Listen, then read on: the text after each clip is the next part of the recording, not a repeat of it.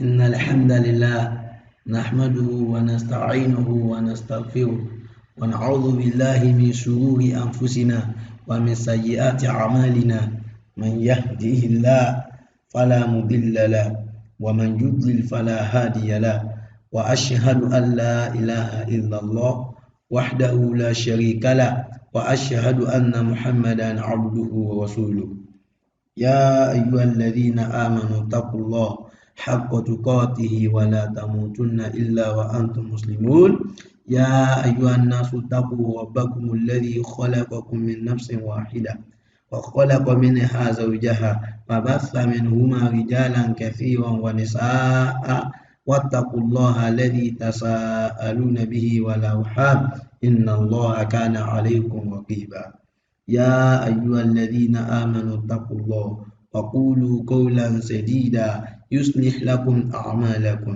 ويغفر لكم ذنوبكم ومن يطع الله ورسوله فقد فاز فوزا عظيما أما بعد فإن خير الحديث كتاب الله وخير الهدي هدي محمد صلى الله عليه وسلم وشر الأمور محدثاتها وكل محدثة بدعة وكل بدعة ضلالة وكل ضلالة في النار.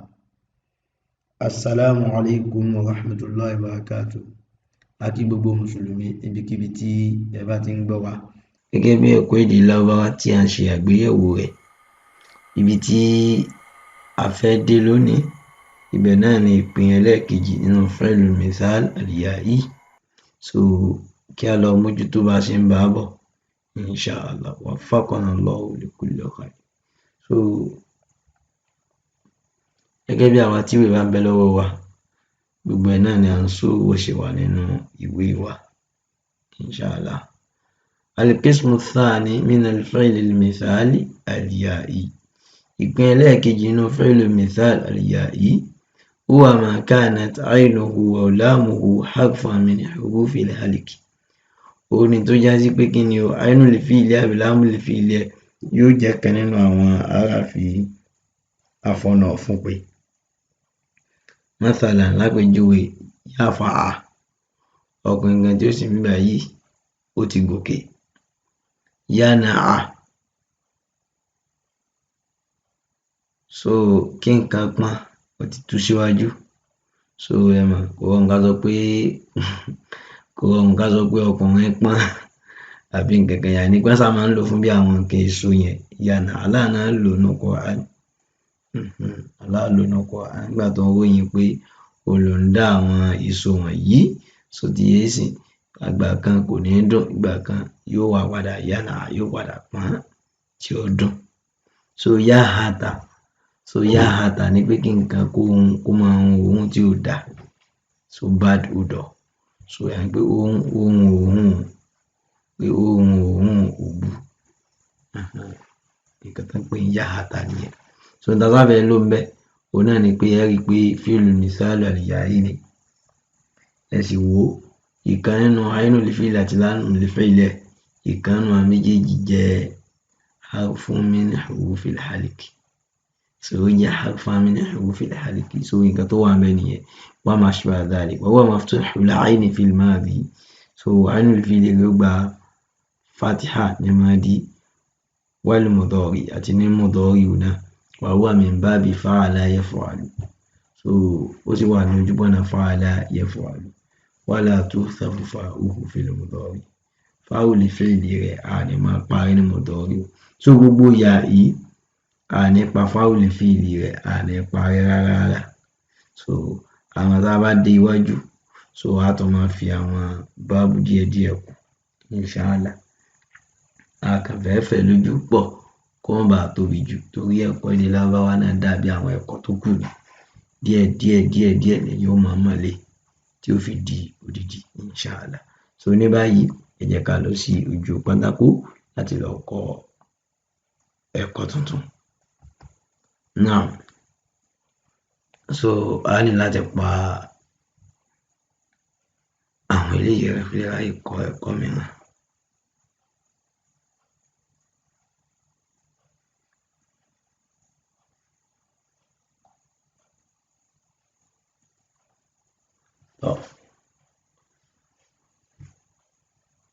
So ní ìbámu sí n tó wà nínú ìwé wa, so àpèjúwe tí a lò òun náà ni yafa, òun náà ni àámú tí a lò. So mo sọ pé yafa a lè tú sí pé ó ti gòkè, so ká tú bẹ́ẹ̀. So a fẹ́ mọ̀ fún ìlú mọ́dé ọkùnrin kan tó sì ń bá wa lápèjúwe yafa.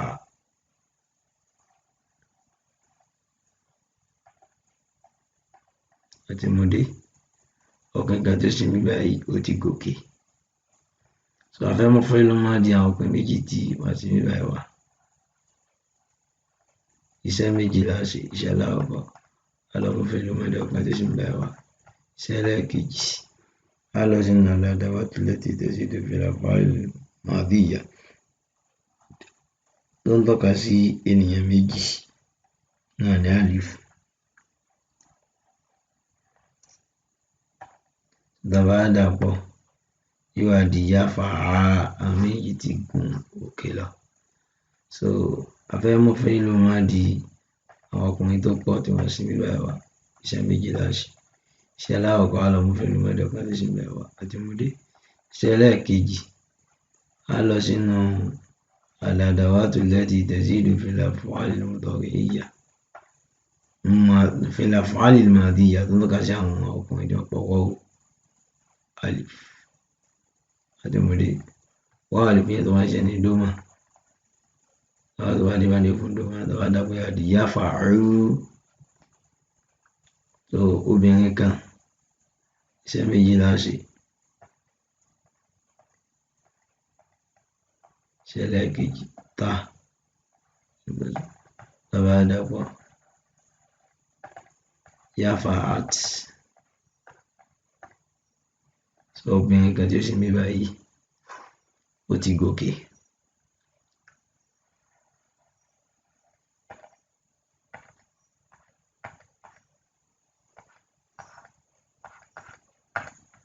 Àwọn obìnrin méjì tí wọ́n sì ń bá yìí wọ́n máa jẹ́ yafa'ata. Àwọn méjì wọ́n sì ń bá yìí wọ́n ti gòkè.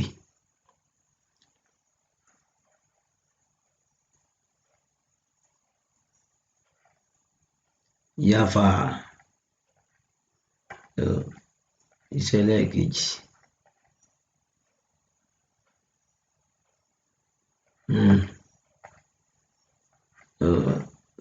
tó bá dàpọ̀ yóò wá di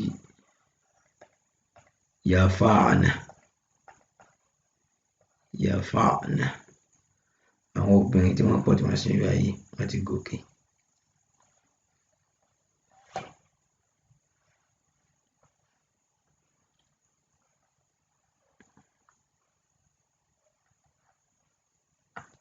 Yafa plus anta yóò ti yá wa náà báyìí. Tàbá dàpọ̀ yóò di yafa'ata.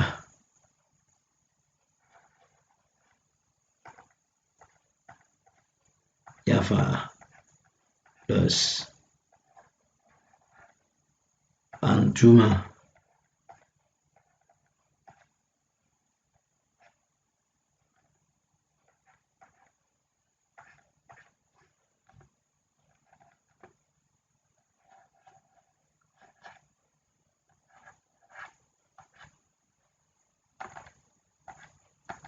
yafa'tuma.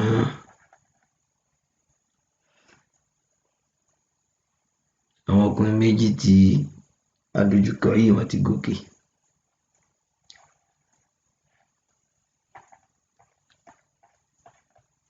Plus antum.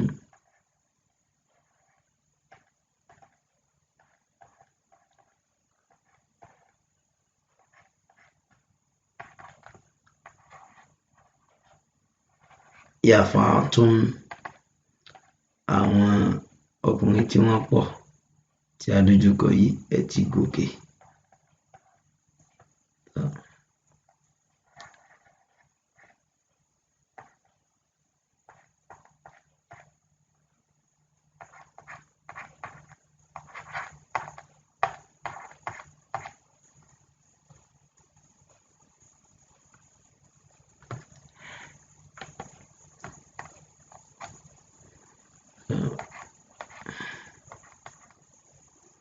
àbádàpọ̀ yàfáàtì obìnrin kan tá a dojúkọ yìí ó ti gòkè.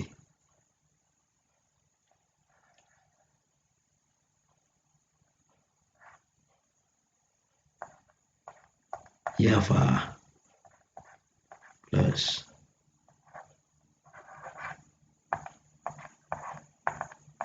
antuma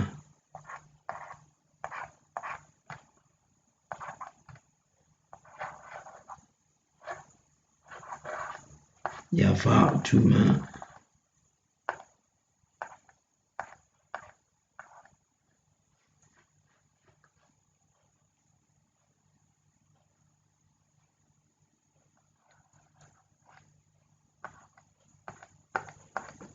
yafa plus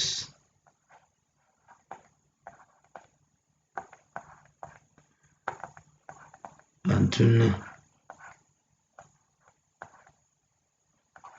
àbádàpọ̀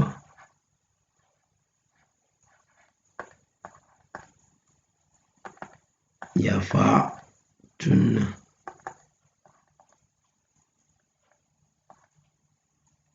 yafa'tuna àwọn obìnrin tá pọ̀ tá a dojúkọ yìí wọ́n ti gòkè. Ibi tí mò ń sọ̀rọ̀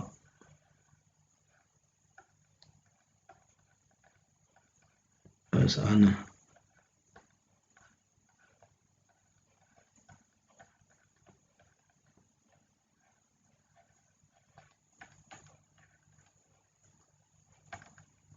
yafa'tu ó ti gòkè.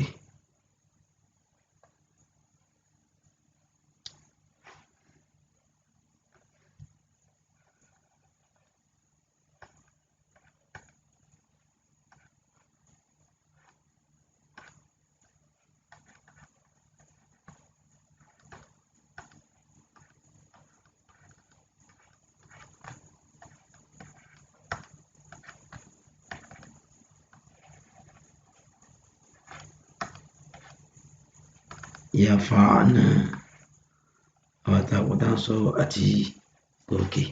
So inshallah yóò ti yé àwa náà báyìí dáadáa pẹ̀lú ogun tá à ń wọ́ọ̀kì bọ̀. So inshallah tá a bá dé ilé ẹ̀kọ́ mìíràn a tún máa bá a lọ inshallah.